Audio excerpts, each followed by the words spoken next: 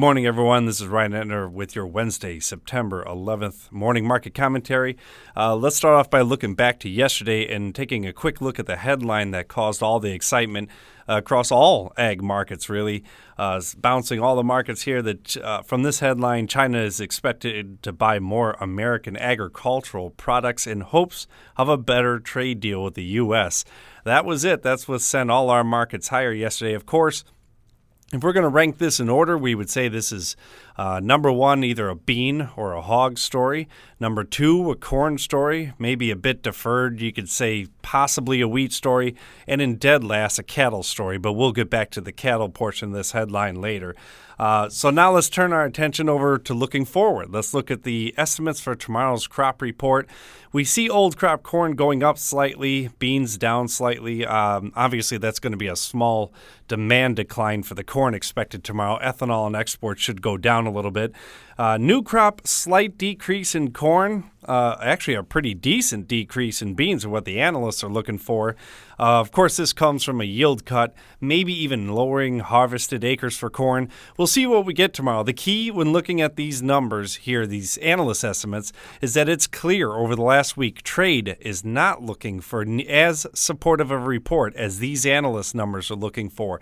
So there's a big difference between the analysts and the traders as to what they're expecting on tomorrow's report. Traders seem to give a sign that they're looking for more of a neutral report for beans and a little bit bearish for corn.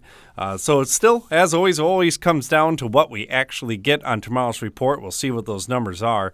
Now let's take a very quick look over at temperature maps.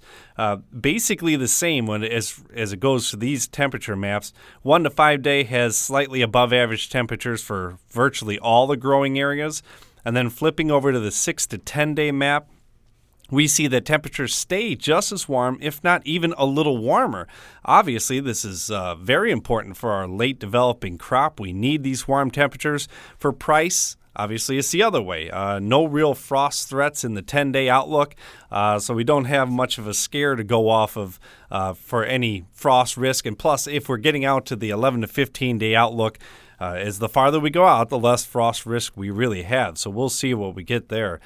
In cattle, let's go back to that headline again and say that in regards to cattle, we know already China does not buy U.S. beef directly. So while that did bounce cattle $2.05 in the December contract yesterday, we'll have to see. Cattle could give back a lot of that if we don't hear any updates on the cash trade.